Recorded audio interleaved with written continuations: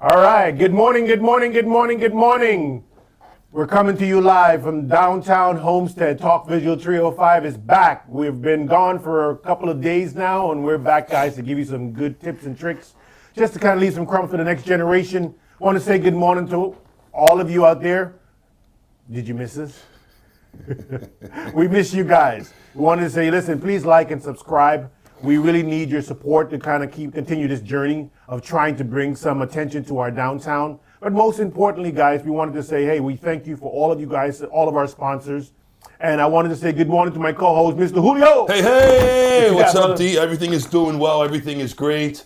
There's a cool event happening at the city today. It's the swearing in of the new council members. Congratulations to all those council members that won their election, and also those council members that are outgoing. We appreciate your service. Right. City of Homestead is moving in the right direction. However, I do want to get into something that we need to continue to address, which is the permitting issue in the City of Homestead. Okay, well, definitely. Have you heard that getting a permit in the City of Homestead is easy, difficult?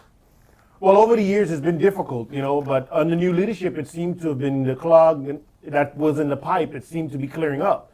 But is it fast enough? Maybe not. However, everybody wants it now, Right. So we need those now effect, and why not us? Why not now? So something interesting happened. The American Business Forum 2025 that happened over at the Miami Airlines Arena. It had people like Ken Griffin as a speaker. It had Jeff Bezos. It's had a lot of great heavy hitters. A lot of heavy hitters there. And one thing that caught my attention was when Jeff Bezos says, "Why are we still having issues with permits?" Right. With the rise of AI, the technology, the technology that's there, and this is an idea that I specifically provided to some of the directors here at the City of Homestead. I said, why is it so difficult to get a permit through the planning process, through the review process? The way it typically works is if you want a permit for anything, you've got to submit, signed and sealed plans from an architect. And when it gets submitted through now what they have an online portal, which just recently was rolled out not too long ago. But if you submit a set of plans, it's got to go through each department, electrical, zoning, mechanical, building. Every plan reviewer needs to see that those plans comply with the building code. Right. But couldn't you now, just allow AI, submit it, let AI within less than 10 seconds just tell you, hey, you are in compliance with the Florida Building Code, with Homestead's code, and then it tells you, all right, these are the things that you have to fix in order for you to comply with this permit. Instead of it going through snail mail, going through each person, each plan reviewer to have to look at it, and then once they give you the comments, it comes back, you can fix them within 2 or 3 hours. And when you submit it back, you're now in that queue. You've got to wait sometimes 2 to 3 weeks. Why is that, though? Why is it such a... It's a lack of manpower. It's a lack of reviewers at the city house. But now with technology, it gives you that ability to do it. You don't need a lot of manpower now because technology take away a lot of it. However, the efficiency point, right? So you have something now, a technology tool that can scan it better than any human eyes can, probably, and probably using the same code that you implement in it to kind of spit out where the red lines are. Okay, so if you're a city manager and you know that this tool is out there, would you adopt this immediately? I would send out my team to vet it to kind of make sure it works well. That it is legitimate and it is in compliant with whatever laws or rules out there that they're looking for. If they're not creating the rules themselves, that they're following some bigger rule, that they are able to kind of vet the process, make sure, check it out, then report back, give it your findings, unbiased findings, or you can kind of solicit outside help. So let's walk through that process. Let's just say, because there is a fear that AI is taking over everything, right? No, AI is kind of working in conjunction with those who want to work. I think it just makes you more efficient.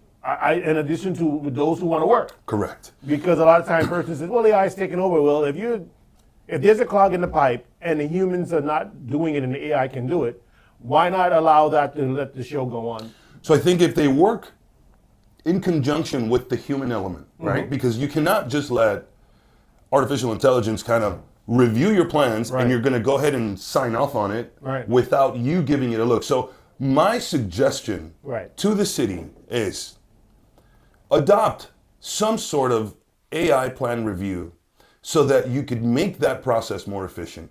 And then when AI does its review, Right. have the director or somebody give it a look, Right.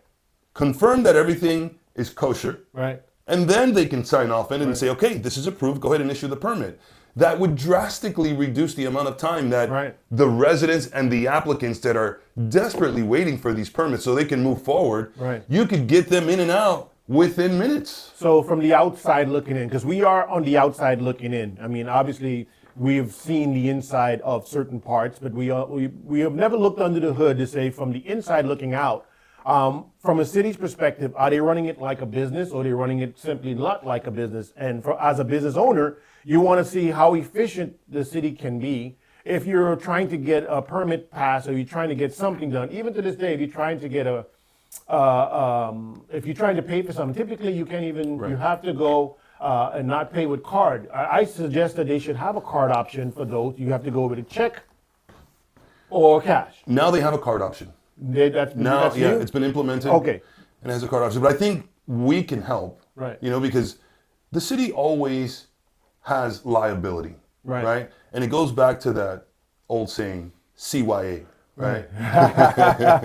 Yes. So they want to make sure, one, they want to make sure that whatever software they are going to implement is going to easily adopt into their ecosystem. You know, cities have large platforms of Right. software that they're using. So you can't just say, hey, here's a new platform, let's all start using this. No. Right. But at least get the ball rolling with their IT department, with their legal department, with their building department, with permitting. Bring everybody to the table and say, hey guys, this is the idea, this is the concept. What are some of the obstacles that we need to overcome in order to get this up and running?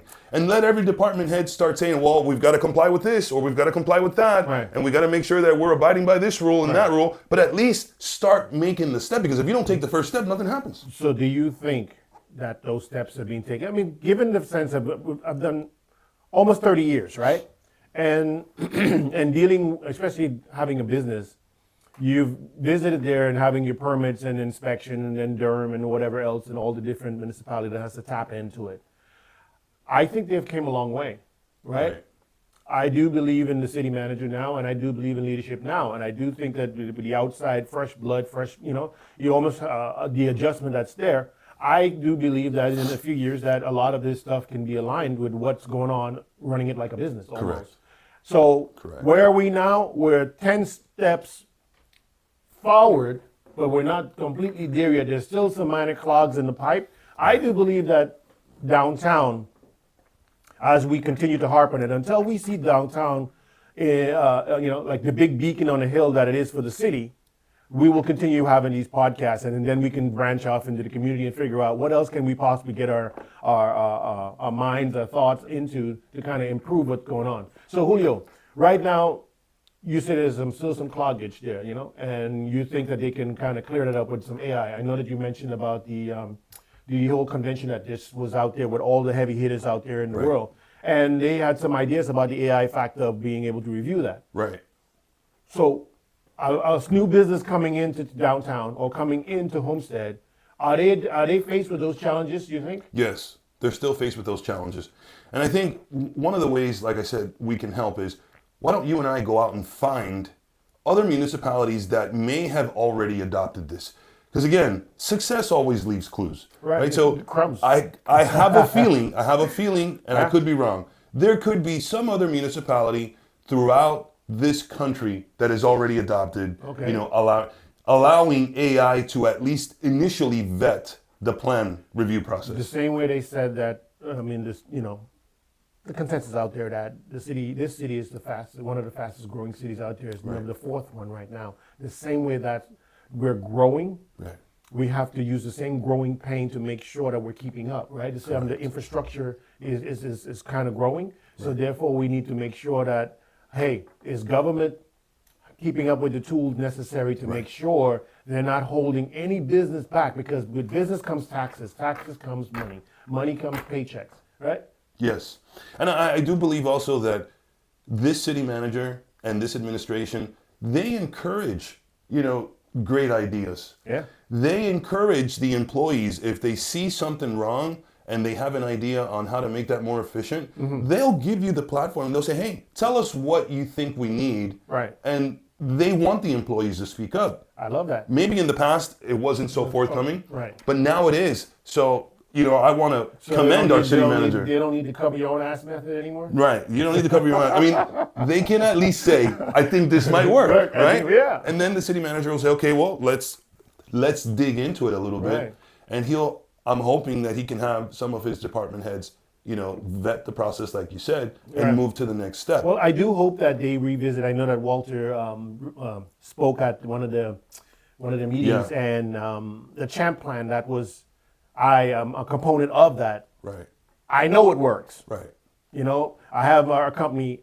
I jumped on board. I am seeing the savings. I've used it and it worked. And I'm not saying that I heard it worked. I know it works. You're living proof. I've used it personally. You're living used it. proof. When he came around, I signed my team up. I am a component that can say, hey, I can tell you it works. My accountant showed that it works because I'm not getting in trouble for nobody. Right. So, and again, this goes back to the common sense approach. right. It's real simple. 1 + 1 = 2, right? Yes. If you're going to have some savings, dig into it.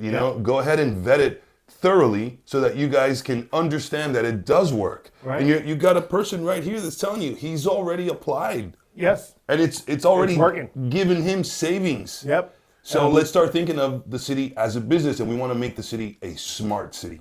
So, and I that's a great idea. I mean, I'm a component of being smart to some degree. I think that we still need some human elements to put the shit down and, hang out with the family and friends. But I do think that our city is growing fast. I do think that we need some alignment. I know that yesterday we had Veterans Day. I want to say thank you for all of those who have served, who have gone before and, selflessly and did what they did to kind of keep us free here. That's right. The busway, it's a concern, right? Yes. You notice that the arm kept coming down, the bus was still flowing. Even during the parade, I know the show must go on for those who were not attending. But again, at certain points, that arm, they should have the city connected in some way to make that more, I guess, seamless. It seemed like they need to kind of... I think when it comes to the busway and traffic issues, Department of Transportation has got, a major role in that process. But again, you've got to make noise. Right. If you're a city that something is not working correctly in your city, you've got to be a pain in their butt until they get that fixed. And persistence is key. Right. And I think I heard yesterday when the mayor spoke, he said that, I guess, I don't know if him in alignment with McGee, they kind of got some traction on making sure that those lights alignment become in sync, as they call it, right? Because I know here in Maui, man, that shit gets jammed up, people blocking the box, and I'm surprised they're not giving out tickets for people blocking the box because you can't even move. I mean, they're in the middle of the street. They kind of want to squeeze over in fear of one car. They figure that if one car is in front of them, they got to get in front of that one car. So it's a major problem. Why does somebody have to get in trouble for those things to happen? I think they're moving fast to try to get that in sync. I'm waiting to see if that happens because it's really impacting our business. All right, so we've got some homework to do. Yeah. D, we want to figure out if there are any other municipalities that are already using, an AI to process plans and for plan review. Number 2 is we want to identify exactly why restaurants are not flooding our streets and are not, why we're not attracting restaurants to downtown. Right. What is it exactly? Because we all want to go and walk through downtown and be, we want to see outdoor dining. Right. We want to see those nice awnings and those tents with the trees. Right. All the things that you see in other municipalities that look very nice. We want the same thing down here. So identify and pinpoint exactly what is keeping those restaurants from being here. Because like the CRA has told us, right. There was a demographic, question saying that, do the demographics fit the criteria for some of these restaurants to come down here? And in my opinion, I think there is more discretionary income on the west side than there is on the east side. Right. Yet the east side seems to get, all of the new attractions. Yes. But We have more land Yeah. on this side of town. I don't understand why they didn't choose to build it and they shall come like they do anything else. You build some type of attraction on this side of town, persons will come. The movie theaters on this side of town, and that thing seemed to be hokey now, seemed to be gaining some traction, I think. Marketing, I'm not sure how much marketing they are doing. They are under new ownership now. Yeah. But I do think that the Redlands, the Snibblies are out there. The fish farm is out there. And amongst other places, the quarry stuff. A lot of stuff still going on down here, man. Well, downtown, I don't know of any really great city that doesn't have a vibrant downtown. Yeah. So I think we should laser focus on downtown and get this place thriving the way we all envision this to be. And I want to help. Whatever we can do to help answer whatever questions they've got, because everybody can just say, well, we're just waiting for something to fall out of the sky, you know? Oh, they say you go do it, you know. Yeah. You go do it, and then we'll figure it out. We'll say yes. Well, we're not looking for any of those credits. We just simply want to see it get done because what interest we have businesses here. We have our families also.